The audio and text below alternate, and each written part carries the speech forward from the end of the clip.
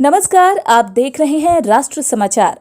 भारत की गौरवशाली शिक्षा प्रणाली को समाज के समक्ष प्रस्तुत करने एवं उसकी अगाध गौरव को एक बार फिर से पुनर्जीवित करने के लिए पूर्वानुमाय श्री गोवर्धन मठ पुरी पीठाधीश्वर श्री जगतगुरु शंकराचार्य जी का दिल्ली में प्रवास हुआ। भारत की शिक्षा प्रणाली, जिसमें शिक्षा, संस्कार, संस्कृति, राष्ट्रवाद की अद्भुत मिसाल झलकती है, उसे समाज के समक्ष प्रस्तुत करने के लिए 5 अक्टूबर 2021 को 11 बजे से लेकर 1 बजे तक धर्म, अध्यात्म और राष्ट्र से संबंधित प्रश्नोत्तरी का आयोजन श्रीमती मंजू अग्रवाल एवं Shri Pawan Agarwal, Kohinoor society, plot number 13, sector 19B में किया गया। दूसरे दिन के कार्यक्रम में मुख्य अतिथि के रूप में भारत सरकार के रक्षा राज्य मंत्री एवं पर्यटन मंत्री श्री अजय भट्ट शामिल हुए। मंत्री जी ने कार्यक्रम के आयोजकों को सफल आयोजन के लिए बधाई दी। सदियों से ही भारत विश्व का मार्गदर्शन करता आया है और वह समय भी आ गया है जब हमारे देश के तत्वदर्शी ज्ञानी महापुरुषों के द्वारा अपनी खोई हुई विशाल ज्ञान के अगाध सागर को पुनः मानस पटल पर लाने का प्रयास पूर्वानुमाय श्री गोवर्धन मठ पुरी पीठाधीश्वर श्री जगतगुरु शंकराचार्य जी के द्वारा किया जा रहा है। यह बौद्धिक सांस्कृतिक कार्यक्रम निश्चित रूप से समाज के बुद्धिजीवी वर्ग के मानस पटल पर अपनी छाप छोड़ेगा और लोगों के जीवन में क्रांतिकारी परिवर्तन लाएगा। दूसरे दिन के कार्यक्रम में सैकड़ों लोगों ने हिस्सा लिया एवं शंकराचार्य महाराज श्री से लोगों ने अध्यात्म से रिलेटेड सवाल भी किए। कार्यक्रम के अंत में सभी के लिए महाप्रसाद की व्यवस्था की गई। शासन तंत्र से मांग मांगने वाला शासन तंत्र की अपेक्षा घटिया सिद्ध हो जाता ही है। ध्यान नहीं आता, मांग भरने वाला पति हो जाता ही नहीं। बुरा न मानो, होली है।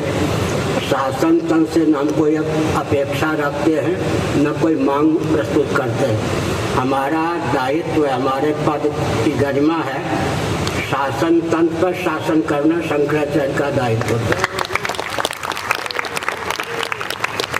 सुनिए, महाभारत का एक वचन में बोलता हूँ, सोमोस्माकं ब्राह्मणानां राजा, सोमोस्माकं ब्राह्मणानां राजा।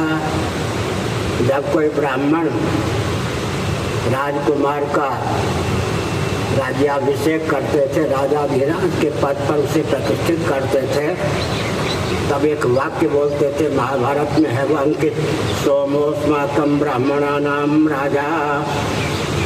राजकुमार, तुझे मैं राजाधिराज के पद पर प्रतिष्ठित कर रहा हूँ। हम ब्राह्मण राजाधिराज के पद पर प्रतिष्ठित कर रहे हैं। कल से हम पर रोब मत गांठना, हमारे ऊपर शासन करना प्रारंभ मत करना। हमारे राजा का ज्ञान तुम्हें होना चाहिए। सोमः अत्रिनंदन चंद्रमा सोम, हम ब्राह्मणों के राजा। क्षत्रिय जो हैं अन्यों के शासक होते हैं, ब्राह्मणों के नहीं। अगर ब्राह्मण ब्राह्मणत्व को सुरक्षित रखे हुए हैं। सोम का अर्थ होता है चंद्रमा, मन के देवता चंद्रमा। चंद्रमा के अनुग्रह से मेरा मन संयत है, इसलिए मुझ ब्राह्मणों पर तुम्हारा शासन नहीं। सर, जैसे कि आप सरकार में भी हैं और एक अच्छे पोस्ट में हैं, तो पॉलिटिकल इवेंट ज़्यादातर आप लोग कवर जाते हैं, वहाँ कहीं भी हो, कोई भी कार्यक्रम ऐसा हो। आज यहाँ धार्मिक कार्यक्रम में आकर सर कैसा लग रहा है? नहीं, अच्छा है। मैं तो अक्सर धार्मिक कार्यक्रमों में जाता हूँ, चाहे हम सरकार में हों या किसी भी कार्य में हों, वैज्ञानिक हों, साइंटिस्ट हों। धर्म के अंतर्गत सब कुछ हमारा समाया हुआ है। हमारे 4 वेद हैं, चारों वेदों में वो विधाएं लिखी हुई हैं जिसको साइंस भी आज तक झुठला नहीं पाया है। हर चीज़ के बारे में लिखा हुआ है। काम, क्रोध, मद, लोभ, दंभ, पाखंड, छद्म, ईर्ष्या ये कैसे उत्पन्न होते हैं, इनका निराकरण कैसे होता है और किस तरह से मातृभूमि की आप रक्षा करेंगे, किस तरह से हमारे अस्त्र शस्त्रों का निर्माण हुआ, वायुयान बने, ये तमाम चीज़ों का अगर आप देखेंगे तो हमारे वेद शास्त्रों में जो हमारे चारों वेद हैं देखा हुआ है, हर चीज़ को जो इसके अध्ययन करते हैं वो जानते हैं, पर आज तक उसको कोई झुठला नहीं पाया है। कहते हैं कि हमारे वेद कई लोग चुरा के ले गए और उन्होंने तब वहाँ अपने देश में अपना विकास कार्य किया।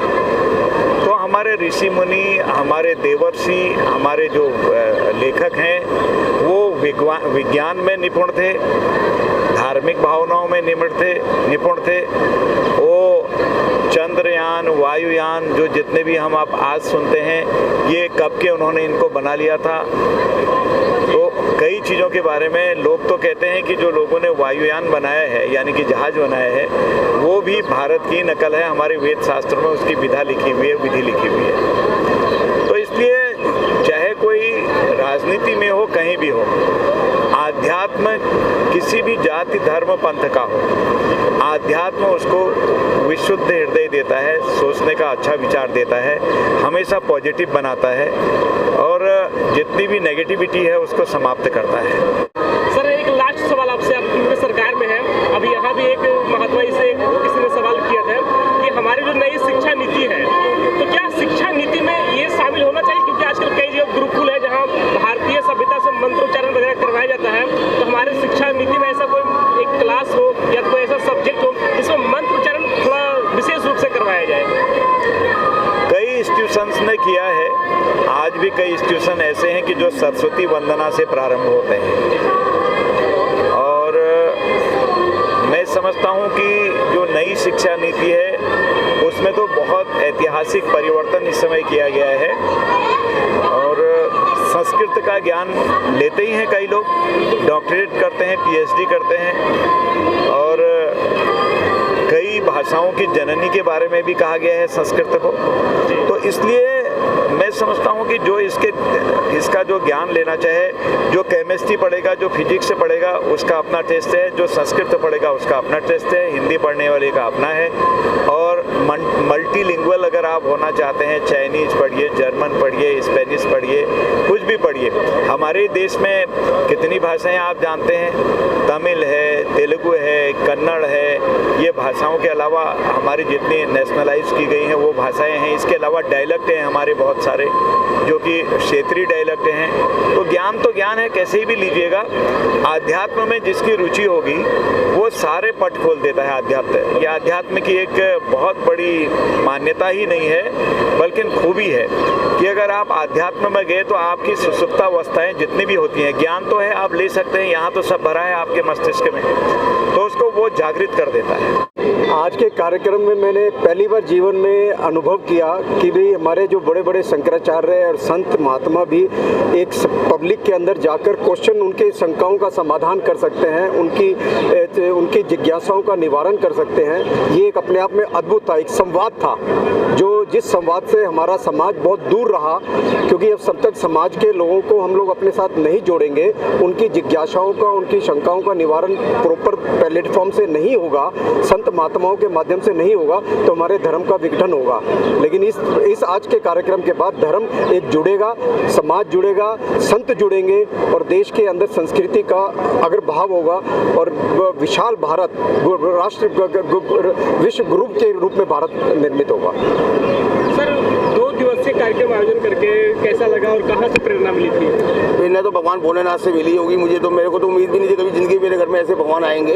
पर आज मैं 2 मिनट का उदाहरण देता हूँ। सुबह मेरे मन से कुछ निकला और जो मेरे प्रभु ने चक्षु खोल दिए दिमाग के, वो आगे के लिए पता नहीं कितने काम आएंगे। इससे बढ़िया मेरे के लिए 2 दिन में मैं समझो मेरी जिंदगी सुधर गई। और आगे का कुछ ऐसा कार्यक्रम करने का आपके मन में? नहीं, आगे का भी ऐसा कार्यक्रम करने का मैं इनके जगन्नाथपुरी जाऊँगा, वहाँ पे मठ देखूंगा। अगर अपने जैसे हमारी सेवा भाव होगी और अपने 10 साथियों को जोड़ के जैसी प्रभु की इच्छा होगी आगे वो करेंगे।